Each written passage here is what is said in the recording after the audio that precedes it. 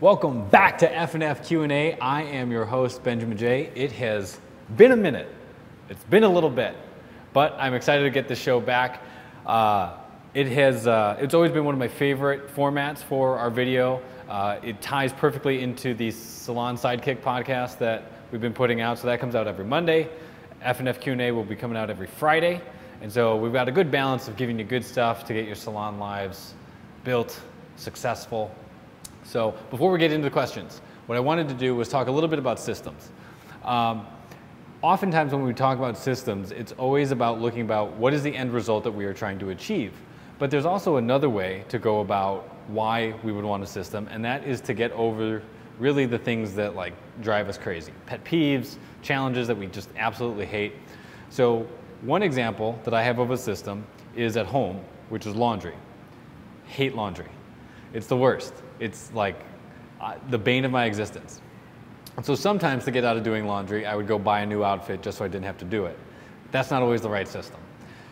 When I started to really think about what do I not like about laundry, it was the sock situation. It's the worst. Always trying to like match them up. And so what I did was I threw out all the socks that I had and I went to the store and I bought all the socks that are the same. That way, when I match them up, everything is matched up perfectly without having to think about it. So that was my system for that. But I also like colorful socks. And the problem there is, again, it's easier to match them because you got your colors and your patterns. But when I do colored socks, I don't match them at all. They're just random. And so that's a different system, but it achieves a different goal. So wear a gray sock with a blue sock, but it becomes like a signature piece. So I have my system for consistency, but I also have a system for randomness. If you could systemize randomness. So with that, let's get into some questions. I feel like I'm just bad at what I do. I get a lot of redo clients and I don't know how to improve. I feel like I've watched every educational video under the sun and don't have much money for doll heads. Any tips? All right, so first off, you gotta stop being so hard on yourself.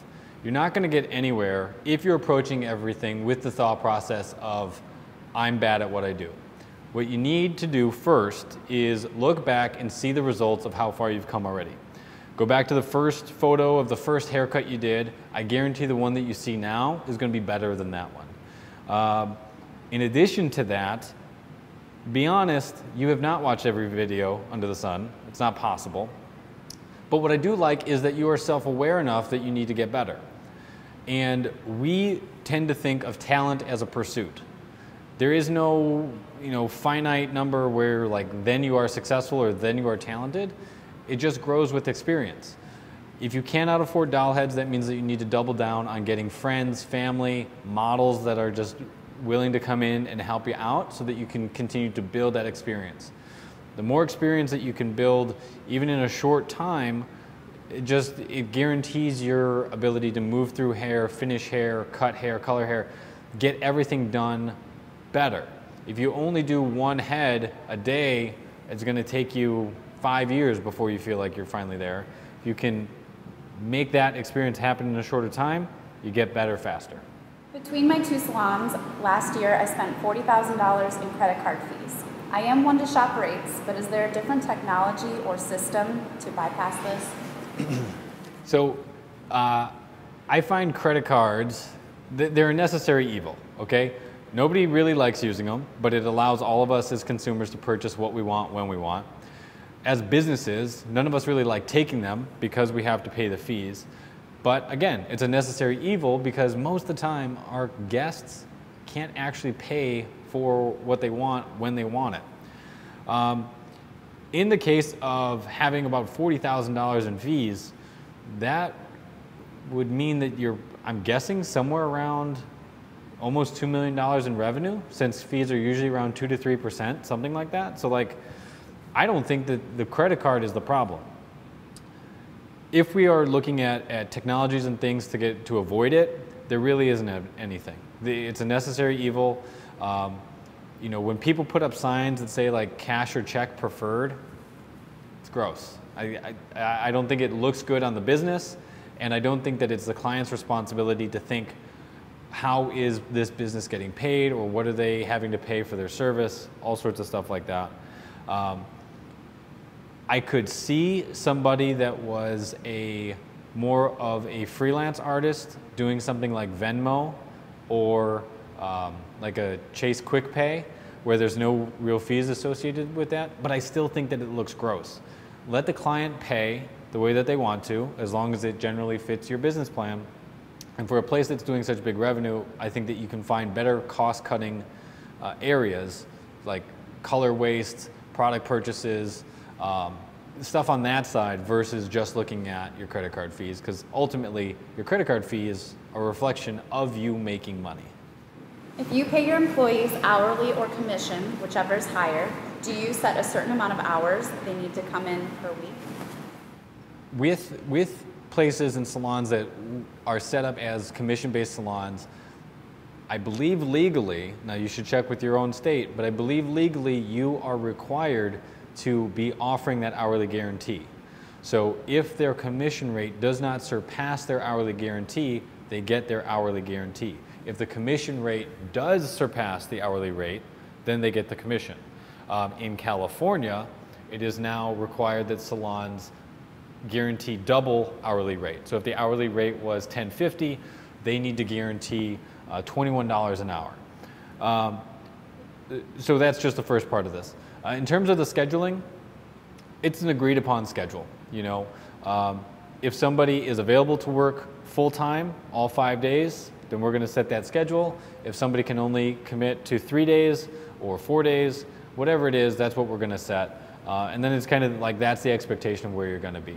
I'm not real hard on the schedule because I think that in today's world, lifestyle and just like what people want, that is one of the big reasons that people push to want to go freelance, is that they want more control over their schedule. So as long as it's agreed upon between the employee and the employer, then whatever works for you is good, but there should be a defined set of hours of what the expectations are. And if you need some extra time off, then you can figure that out afterwards. If you decide to put one of your employees through additional training, do you have some type of contract about paying the salon back if they decide to leave shortly after? No. No contracts. I don't like them. We just go based off of, you know, you like working here, then keep working here. And if you're going to work here, then we need to invest in you and your success. The last thing that I would want is somebody to be here because they feel like they need to, or there was a contractual obligation that, hey, I put you through that training class that cost the salon $200, so I need you to work here for 6 months.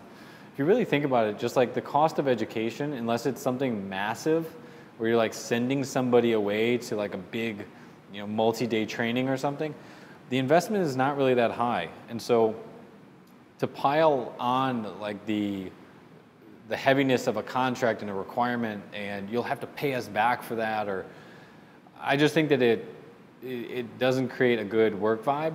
And if you're going to be a successful business, you've got to invest in your people anyway. So no, I wouldn't do contracts or anything else. Is that it? Those four? We did all four? That was our question. Cool. We're back. So I really hope that you enjoyed this. If you have a question that you want on the show, you can either drop it in the comments if you're watching this on video, or you can email it to me, ben@thehairloftltd.